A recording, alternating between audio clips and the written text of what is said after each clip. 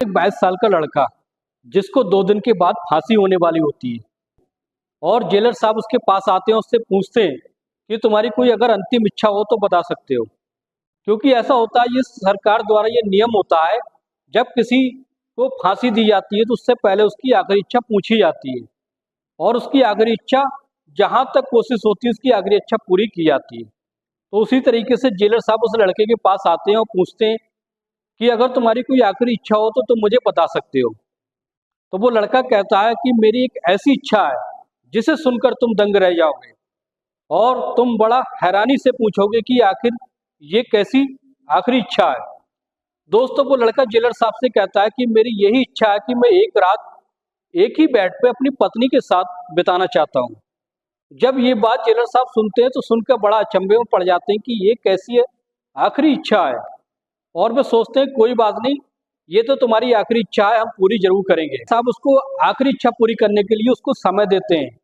उसके बाद दोस्तों, जैसे ही पति पत्नी दोनों एक रात बिताने के लिए अपने बेड पर जाते हैं तो उनकी जो बातें रिकॉर्ड होती हैं उसको सुनकर जेलर साहब दंग रह जाते हैं और उनकी आंखों से आंसू बहने लगते हैं। दोस्तों, माजरा क्या होता है जानते हैं? नमस्कार दोस्तों, क्राइम स्टोरी में आपका स्वागत है। मैं अफसार सिद्दीकी। अगर आपने हमारे चैनल को सब्सक्राइब नहीं किया तो सब्सक्राइब जरूर कर लें ताकि हमारा मोटिवेशन बना रहे।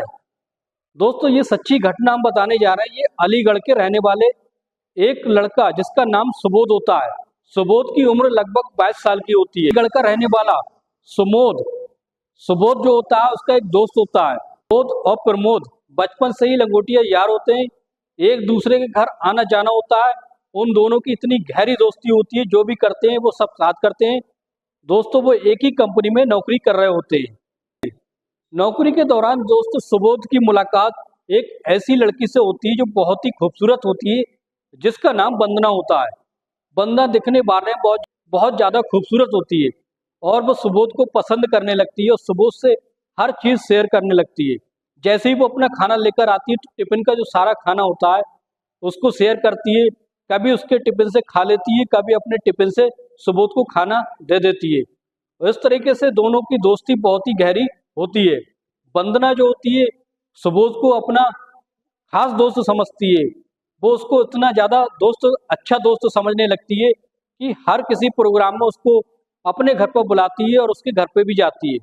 दोस्तों, एक बात हम बता दें कि सुबोध जो होता है वो शादीशुदा होता है और उसके बच्चे होते हैं। और सुबोध की जो दोस्ती होती है उससे प्रमोद जलने लगता है। एक दिन प्रमोद सुबोध से कहता है कि तुम्हारी जो दोस्त वंदना है वो दिखने बारने में बहुत ज्यादा खूबसूरत है, मुझे भी उससे दोस्ती कराओ। लेकिन दोस्तों, कहते हैं ना, कोई भी अपनी गर्लफ्रेंड से दोस्ती कैसे करा सकता है, चाहे कोई उसका सगा दोस्त या ज्यादा गहरा मित्र क्यों ना हो। क्योंकि ये गर्लफ्रेंड का मामला होता है, ये बहुत ही ज्यादा गंभीर होता है। यानी ये ऐसा मामला होता है जो प्राइवेट होता है, जिसे कोई भी अपनी गर्लफ्रेंड से नहीं मिलाना चाहता है और ना ही सुबोध चाहता था। प्रमोद जो होता है वो सुबोध से कई बार कह चुका होता है कि मुझे वंदना से मिलवाओ और वंदना से मुझे दोस्ती कराओ। लेकिन सुबोध जो होता है इस बात को टालता रहता है और कहता है कोई बात नहीं, एक ना एक दिन तुम्हारी दोस्ती जरूर करा दूंगा। क्योंकि उन दोनों में बहुत ज्यादा गहरी दोस्ती होती है। सुबोध जो होता है जिस कंपनी में जिस कंपनी में वो काम कर रहा होता है वहीं पर उसका एक क्वार्टर होता है और क्वार्टर में वो रह रहा होता है। और एक दिन वंदना उससे कहती है कि किसी दिन मुझे अपने हाथ से खाना बना के खिलाओ, मुझे दावत दो, मैं तुम्हारे हाथ का खाना खाना चाहती हूँ। इस तरीके सुबोध राजी हो जाता है और कहता है कल तुम मेरे साथ कमरे पे चलना या तुम मेरे कमरे पे आ जाना, मैं तुम्हें दावत दूंगा और जिससे खाकर तुम मेरी तारीफ ही करोगे। एक दिन ऐसा होता है, सुबोध जो होता है वो मार्केट किसी काम से गया होता है और वंदना जो होती है, वंदना सुबोध के कमरे पर पहुंच जाती है। लेकिन इत्तेफाक से दोस्तों, प्रमोद भी मौका पाकर उसके पीछे पीछे चला जाता है और उसके साथ छेड़खानी करने लगता है। लेकिन जैसे ही वो वंदना जो होती है वो उसका विरोध करने लगती है, प्रमोद का जैसे ही विरोध करने लगती है, प्रमोद जो होता है उसको नीचे गिरा देता है और उसके साथ उसके कपड़े निकाल कर उसको निवस्त्र कर देता है और बारी बारी से उसके साथ कई बार संबंध बनाता है। जो संबंध बनाने के बाद भी उसकी नीयत में खोट होती है और वो सोचता है कि अगर वंदना बच गई और इसने मेरी पोल खोल दी तो मेरी ज़िंदगी, मेरा करियर खराब हो जाएगा, इसलिए वो वंदना की गला दबाकर निर्मम तरीके से हत्या कर देता है और हत्या करने के बाद तुरंत फरार हो जाता है। और थोड़ी देर के बाद वो पुलिस को इत्तला कर देता है कि सुबोध ने वंदना की हत्या कर दी है, वो उसकी प्रेमिका है और उसने बुरी तरीके से उसकी निर्मम हत्या कर दी है। जैसे ही सुबोध जो होता है मार्केट से बाहर आता है, आते ही जैसे ही अपने कमरे में घुसता है तो देखता है कि उसमें वंदना की लाश पड़ी होती है। जब उसकी लाश उसके बेड पर पड़ी होती है, देखकर सुबोध बहुत ही ज्यादा हैरान और परेशान हो जाता है। अब उसकी समझ में नहीं आ रहा होता है कि वो क्या करे। जैसे ही वो कुछ करने की सोचता है, वो तुरंत ही पुलिस आ जाती है और पुलिस आकर उसको चारों तरफ से घेर लेती है। और मौके वारदात पर जो सबूत हासिल होते हैं, उन सबूतों से ये पता चलता है कि सुबोध ने ही वंदना की हत्या की है।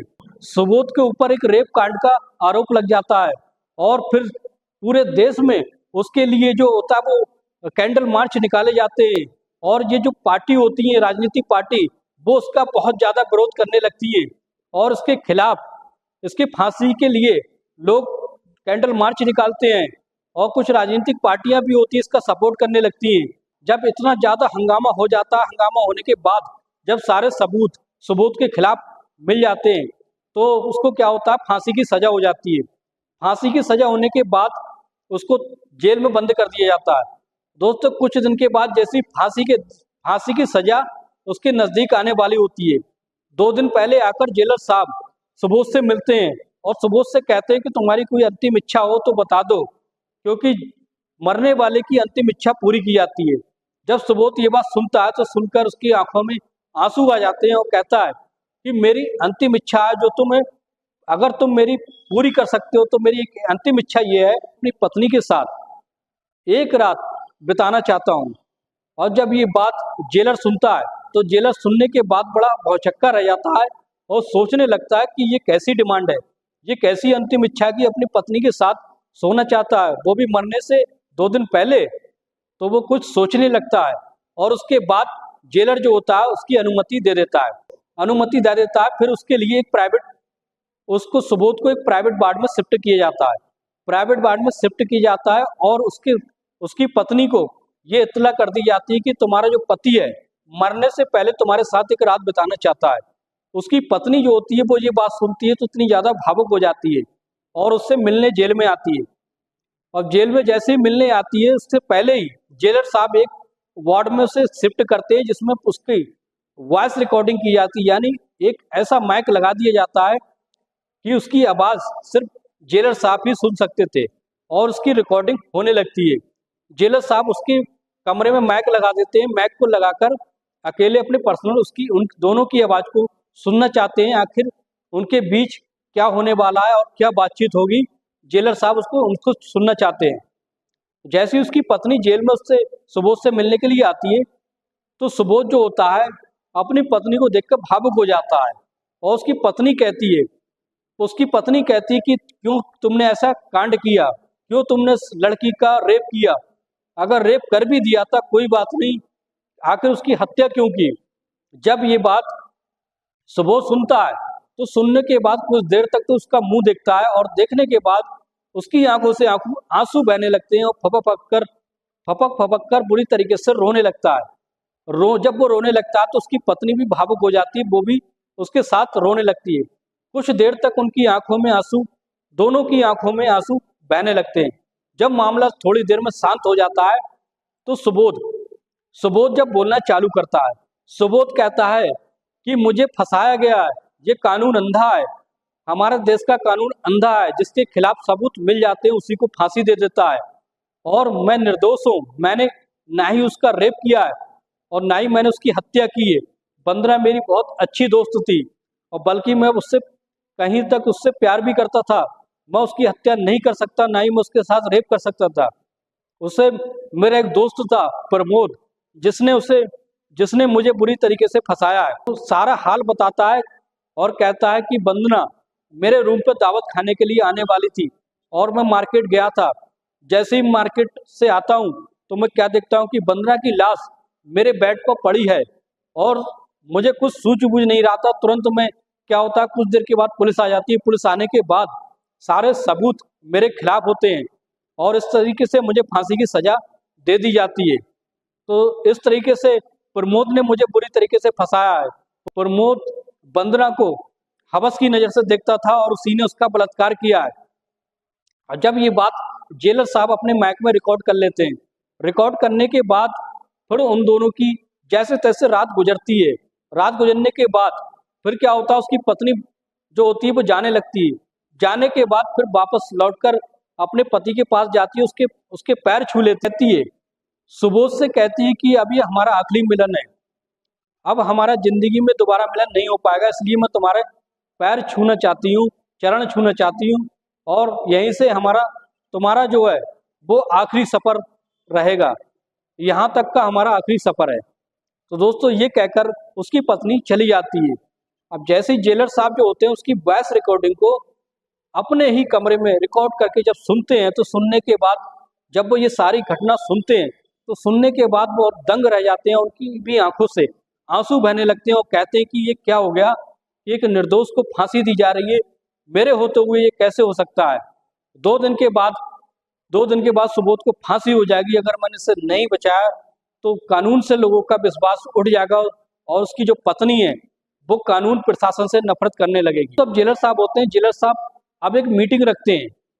जेल में एक मीटिंग रखी जाती है जिस बड़े बड़े आला अधिकारी होते हैं, पूर्व न्यायाधीश होते हैं, जो पहले जज रह चुके हैं, वे सारे लोग इकट्ठा होते हैं। इकट्ठा होने के बाद जेलर साहब ये रिकॉर्डिंग सबके सामने ये जब सुनाते हैं, तो सुनने के बाद कुछ लोग मंत्री भी बैठे होते हैं, मंत्री भी ये उसकी जो रिकॉर्डिंग सुनते हैं, तो सुनने के बाद वे भी भावुक हो जाते हैं और कहते हैं कि ये हमसे क्या होने जा रहा था, हमने एक निर्दोष को फांसी दिलाने जा रहे हैं, इससे बड़ी शर्म की बात नहीं हो सकती।